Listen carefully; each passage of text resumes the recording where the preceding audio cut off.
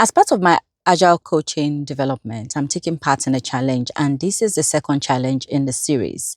And each time I'm given a question and I need to practice it. So the second challenge, here is the question.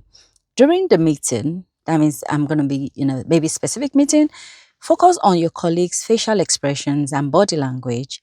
Take discrete notes on gestures or postures that seem significant and consider what they might indicate about his or her thoughts or emotions.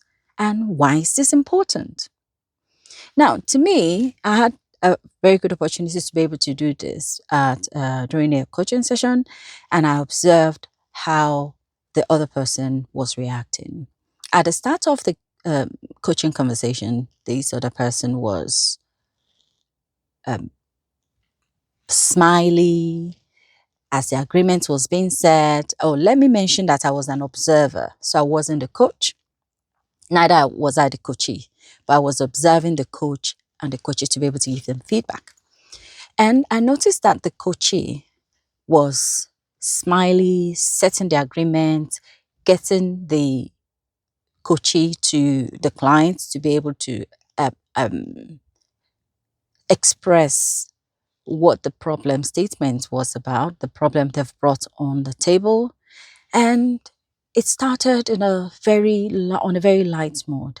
And as they increasingly go deeper into the coaching conversation, her mood changed altogether. She became really quiet, not smiling at all. She will look up repeatedly as if gazing. And I was like, what is going on in her mind at that time when she wasn't when she was looking far away, looking up and pursing her lips like this, and frowning sometimes. And I was like, this is very interesting. And another time, I also observed another person with their permission as well. They are anonymized. I'm not going to mention their name. I noticed their body language. They were crossing their hand as I was having conversation with them, and they couldn't really look at me. And I was wondering what was all this about. Why is it important when we take notice of all these cues, of all this body expression, of how people, where the direction where they're focusing on, how they're gesticulating with their hands, how relaxed they are during the conversation, what changed, how were they at the start of the conversation, then what progressively changed. So I took down a couple of things I would like to talk about based on my observation, based on the challenge that I am currently taking part in. All these are unspoken clue to what that person may be going through at a particular time during the conversation. And it could be an answer or give you an insight into something that is shifting or about to happen to them. Because sometimes they don't realize that they are making all those things. And as the coach, as I've made this observation, then one thing that it should make me do is to be curious. What is really happening here? Why the change? And I'm not going to come out to them and say, why the change? I'm just going to say, oh, I observed that there was a bit of silence here. I observed that you were looking in another direction. What is it about that direction? And sometimes it's going to open a pathway to something or give them an insight to something that could unlock their mind. Number one, when you notice all this subtle shift in people, it's good. And you gently name it and bring it to their attention. It tells people you are actually listening. You are not just listening, you are actively listening with your eyes, with your ears, every part of you. You are present in the conversation, in the moment. And it helps you to be able to read the energy of the room.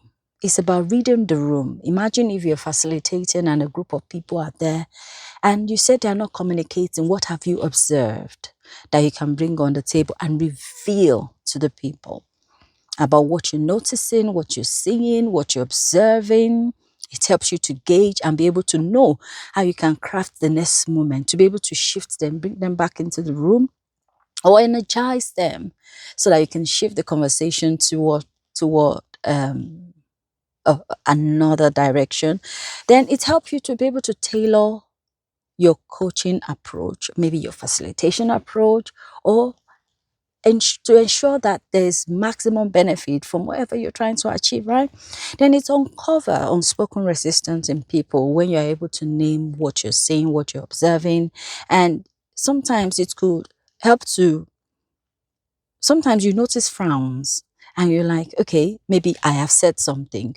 Or it may not be about what you said, it might be an insight that they are getting about what you have said or something else. And it helps to just bring all the voices out that is running in their head, all the commentary running in their head. And it also enhances your feedback and reflection moments. Because when you combine what you have heard with what you have seen, feedback become more nuanced and is grounded in observation rather than just assumptions. And you bring everything out onto the table. It helps you to be able to be objective. This is what I've seen versus making assumption about things and saying, oh, it's as if they are angry. They may not be angry because they are frowning. Doesn't mean that they are hungry. It could be that they have come to a realization about something and they are thinking deeply about it. So in general, observation gives you that invisible edge. So the more you use it, is a very powerful tool. The more you use it, you sharpen it, you you learn to express it in a way that helps people to unlock themselves and invite people to collaborate more. Then you are able to help support people. It helps you to stay curious, compassionate, and be able to help others see themselves clearly. I hope somebody has benefited from this. And I hope you go into your next meeting, into your next conversation with more clarity on how you can actually observe and what you can actually do with the observations and be able to support your people, your team more and more. And see you on the next challenge. Challenge 3.